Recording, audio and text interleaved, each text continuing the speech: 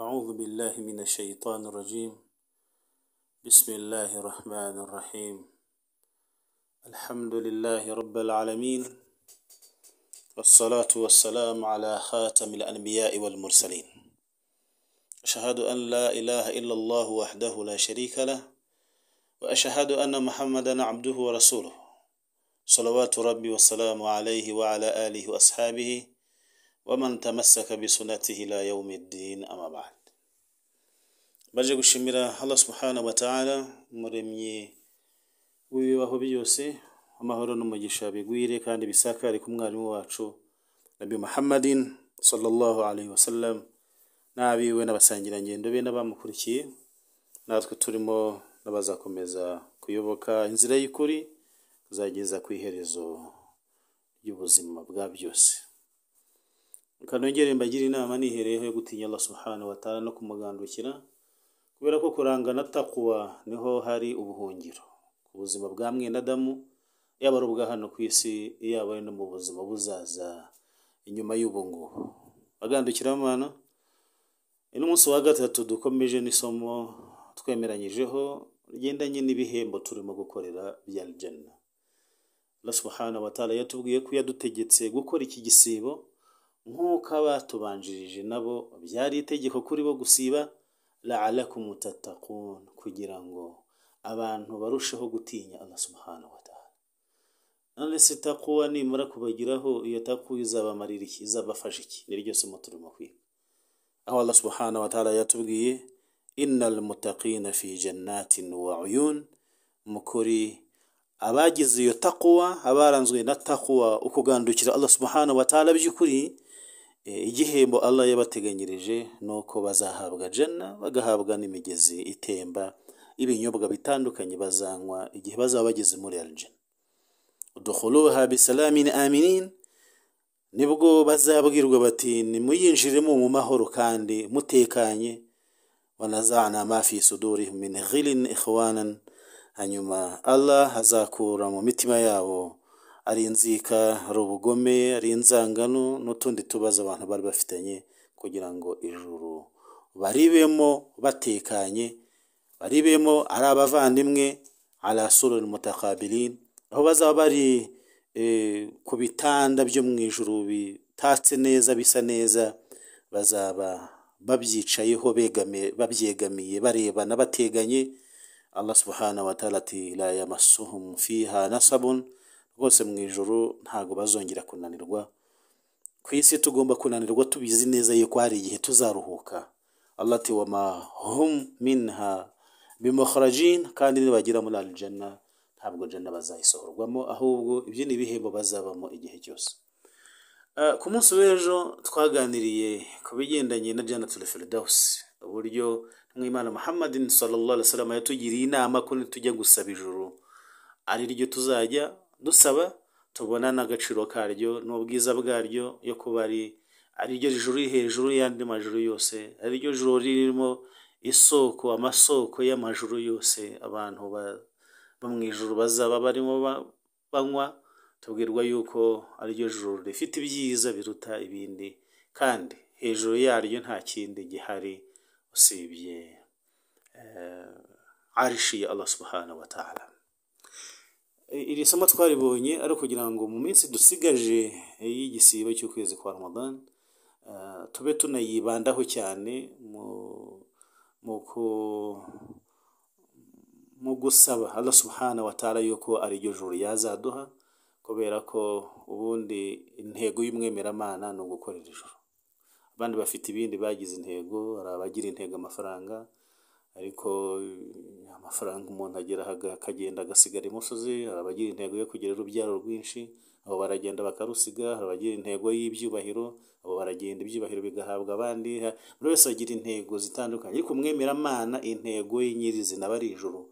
Niyo mpamvu twahereye kuri Jannatul Firdaus al-A'la, kugira ngo iminsi dusigaje umuntu ayibandeho cyane, aryibandeho cyane mu gusaba Allah subhanahu wa ta'ala yuko ari cyo cyazaba icyicaro cye n'ubuturo bwe yo muri akhira. Uyu munsi turakomeza kuri taqwa, bya bihembo. Niba innal muttaqina fi jannati wa uyun, abatinya Allah subhanahu wa ta'ala, ya taqwa tuvana muri Ramadan igihembo cyaryo, igihembo cya taqwa ari ukuzinjira muri aljanna. N'ubundi niryo somo turi buze gukomeza, kuko twemeranyije ko iminsi dusigaje ya Ramadan turi buganire kuri aljanna.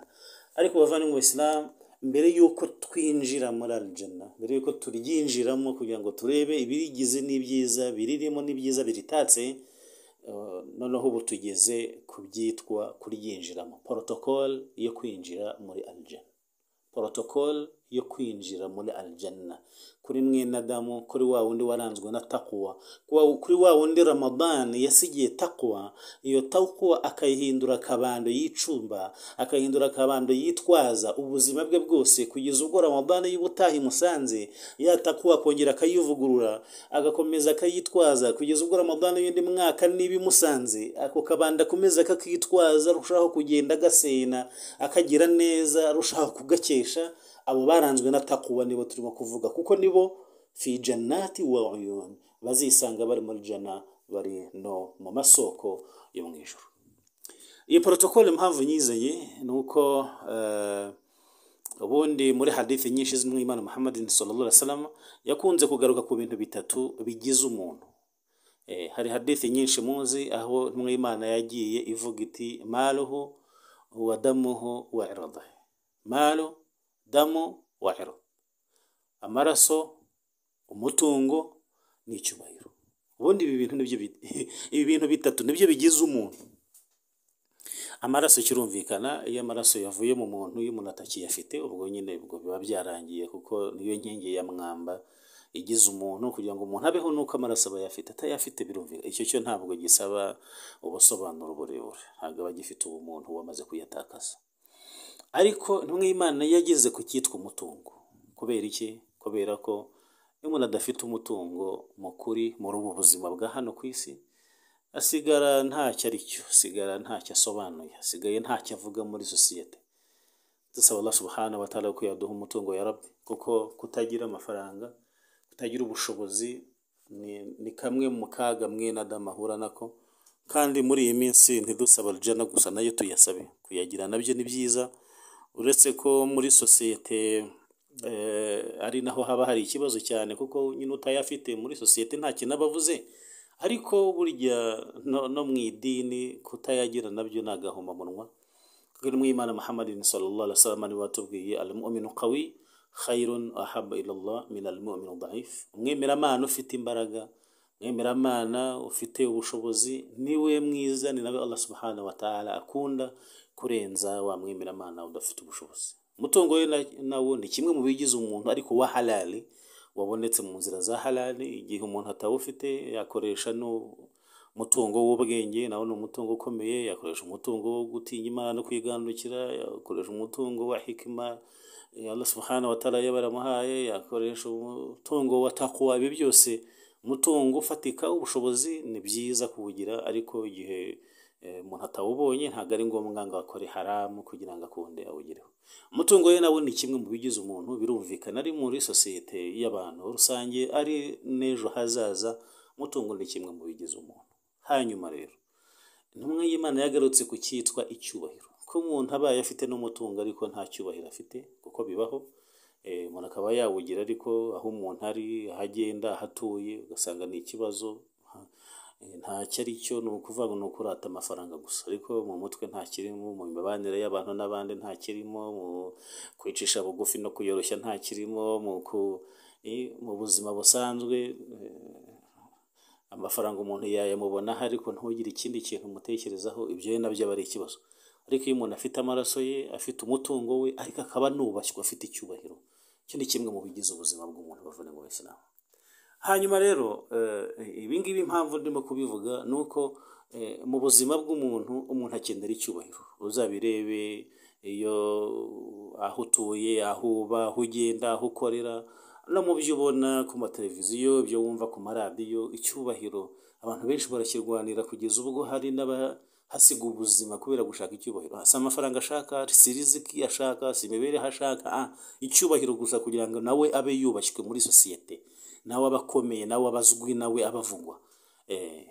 iyo habaye abanyacyubahiro runaka bagize aho bajya, abanyacyubahiro b'abahanzi, b'abakinnyi b'imipira, b'abayobozi, b'abategetsi, b'abami n'abandi, ukareba protokole zabo ukuntu ziba zimeze, ahantu baba bicaye, ahantu bakiriwe, amahoteli barimo, ibiki. Kamere y'umuntu yumva nawe ibyo bintu abikeneye, yumva nawe ibyo bintu abishaka, yumva buri wese agatima kaba gakubita ati nanjye wabimpa, nanjye wampa, nanjye wangeza, nanjye wanshoboza, nanjye ako kantu rero kaba muri twebwe Allah subhanahu wa ta'ala yashatse kukadukuriraho mbere kugira ngo akubwire ngo icyo cyubahiro, ibyo byubahiro byose mubona birarangira kandi ntabwo bitinda. Ko umuntu abura umunyacyubahiro uyu munsi ejo akaba umuntu usanzwe akava mu nzira kugira ngo abandi banyacyubahiro bazi, ariko Allah subhanahu wa ta'ala yatweretse icyubahiro kiruta ibindi byubahiro byose, ari nacyo twakagombye guharanira no kurwanira. Wajahidu jihadi haqqa jihadihi, ugaharanira inzira ya Allah subhanahu wa ta'ala ukuri kwa nyako ko kwiharanira ukoresheje imbaraga zawe zose kugira ngo iki cyubahiro uzabashe kukigeraho. Niki rero Allah subhanahu wa ta'ala atubwa muri surati Zumara ngo ngeze kuri cya cyubahiro na ya protocol abantu bazahabwa mbere yuko binjira muri aljanna, kugira ngo noneho ejo inshallah ta'ala Allah nadushoboza tukagezayo, noneho tuzabituganira ko noneho twamaze kugira mu ijuru. Mbere yo kurigera muri hari icyubahiro gihari. Fasha abayobozi cyangwa abategetsi cyangwa abakinnyi b'umupira nk'uko nabivugaga, cyangwa abahanzi cyangwa abahanga mu bintu runaka, cyangwa abanyacyubahiro gutyo, ukareba protokole yabo ukuntu bimeze, amamodoka bagendamo, imyanya bacamo, kugeza ubwo uzageraho winjira ngo bari muri hoteli n'iyi. Icyo cyubahiro kiba cyatangiye mbere yuko banahagera. Natwe rero mbere yuko twinjira muri hoteli yacu ya aljanna, reka tubanze turebe icyubahiro mwene Adam afite, uwaranzwe na taqwa. Ese azinjira muri aljanna afite ikihe cyubahiro, afite iyihe protocol? Dore ko abenshi mu baharanira iki cyubahiro icyo ku isi cyo baba bataregeze banakibona akenshi. Allah subhanahu wa ta'ala muri surati Zumar ni aya yaho 73, allati wasiqa alladhina taqaw rabbahum ila aljannati zumara. Wasiqa alladhina taqaw rabbahum ila aljannati zumara, naho abatinye Allah subhanahu wa ta'ala, abagandukiye Allah subhanahu wa ta'ala, abagize ya taqwa turimo kuganiraho muri iyi minsi, ila aljannati zumara, bazayoborwa kul janna, bari mu matsinda.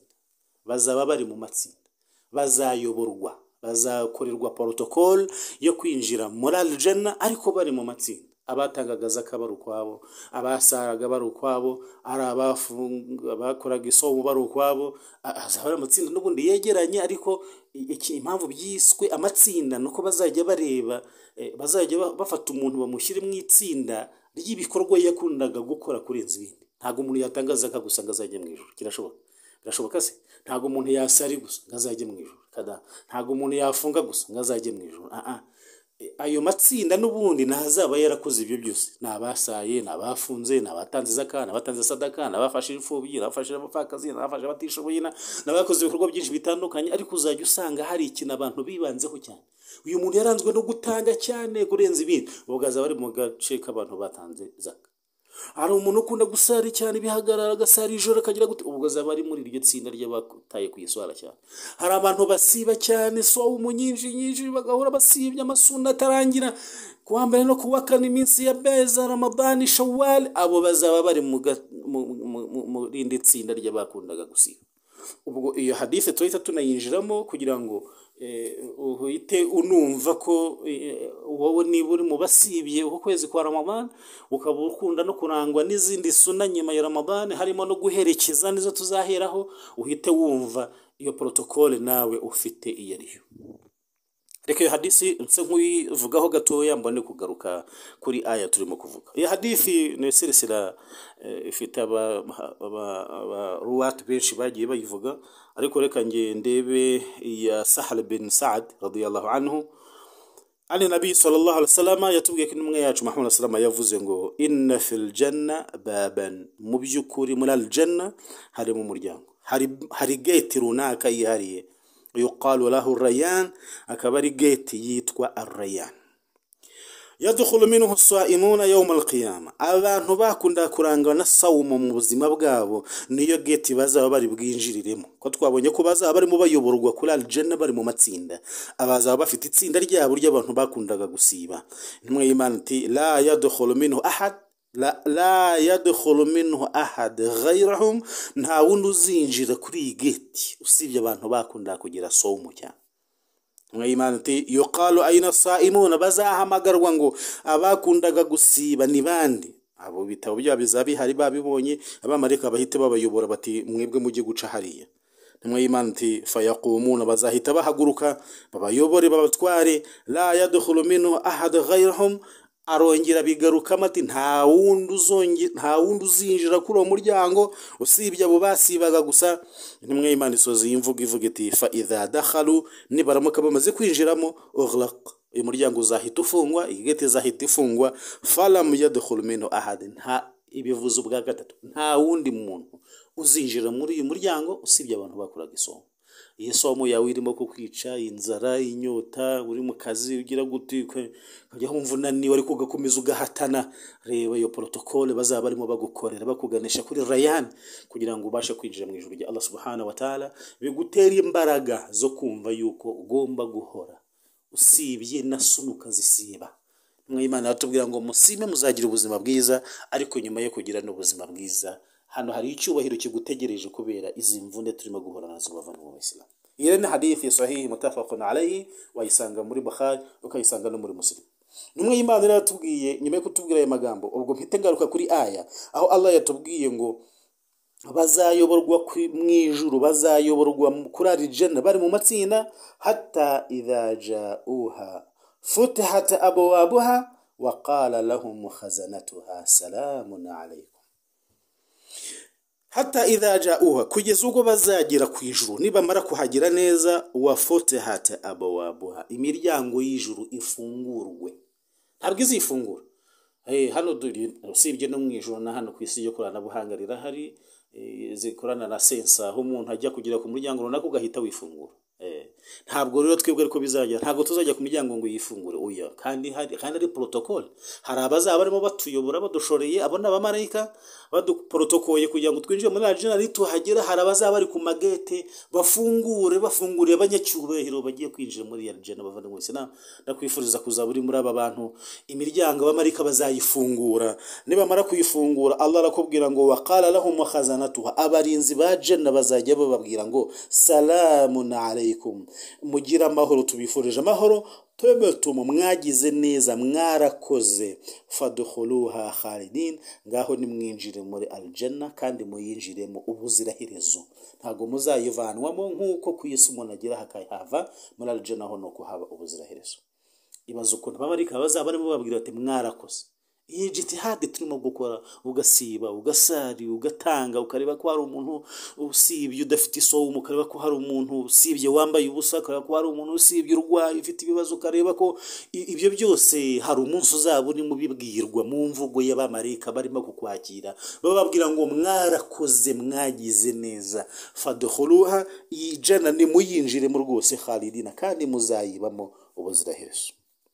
Allah subhanahu wa ta'ala ku murongo wa 74 aratubwira ngo waqalu alhamdulillah, aba bantu nibamara kwinjira muri al-janna bazavuga bati alhamdulillah, ishimwe ryuzuye nikuzo bikwiriye Allah subhanahu wa ta'ala, alladhi sadaqana wa'ada, we utwujurije isezerano yadusezeranyije. Bitandukanye na Iblis alayhi lana, shayitani yadukum al-faqra, umuntu bamubwiye gutanga, shayitani ahita amubwira akazakena, hari ibindi bibazo afite akagombye gukemura. Uko niko shayitani agenda atakira abantu ibikorwa byabo. Ku munsi w'imperuka azababwira ati nyine none se narabahamagaye muranyitaba, ntawe nigeze nshyira hagahato, nawe nimuze twese tujyane mu bihano bya Allah subhanahu wa ta'ala. Faliyadhu billah, ariko twebwe twahisemo gukora kubera Allah subhanahu wa ta'ala. Niyo tugira muri al-janna tuzavuga ngo alhamdulillahi alladhi sadaqana wa'ada, turashimira Allah subhanahu wa ta'ala, we wujuje isezerano ryacu kuri twe, yadusezeranyije ko nidukora azaduhemba. Gukora twarakoze, natwe ibihembo turimo turabibona, tugiye kubyinjiramo, tugiye kubigeramo, twabigezemo, rede twatangiye kubyenjoyinga. Allah subhanahu wa ta'ala wubahirije isezerano yadusezeranyije, gushimwa no gusingizwa nibye. abantu bari muri Jannah bazakomeza bavuga ngo wa awrafana al-arda natabawwa min al-jannati haythu nasha. Hakomeze hashimwe Allah subhanahu wa ta'ala, we waduhaye kuzungura ubutaka bwa Jannah. Hano umuntu bafite ubutaka gashiduka atazi, rimwe na rimwe wenda abana bumunyaze, ubundi yabubuze, ubundi yabugurishije, ubundi umuntu akazagiraho n'igisekuru cy'iwabo ntazamenye ngo bari batuye he. Ariko noneho hari ubutaka tuzaba tugiye guhabwa bwo muri Al-Jannah, aho tuzaba ubuziraherezo, hari buri cyose umuntu yifuza mu buzima. Natabawu min al-jannati haythu nasha, aho tugiye gutura mu ijuru, aho twifuza hose, aho dushaka hose niho tugiye kuba, niho tugiye gutura. Intumwa y'Imana Muhammad sallama hari hadithi yavuze bigendanye n'ubu buturo, wenda tuzaziganiraho mu masomo ari imbere, ariko iminota nabasabye kubera ko ari 20 kabirangiriye, reka nanjye nyisoze nsoreza kuri aya aho Allah subhanahu wa ta'ala atubwira ngo fa ni'ma ajrul amilin, abantu bazaba barimo bavuga bati ibihembo byiza biri kubakora. Ibihembo byiza Allah subhanahu wa ta'ala yabisezeranyije abahisemo gukora kubera Allah subhanahu wa ta'ala. Ugeze he ukora muvandimwe? Wisiba gusa ngo wumve ko Ramadan irangira nawe uzaburangire. Wisiba gusa ngo wicwe n'inzara n'inyota kandi ibindi bikorwa bibi ukibikora.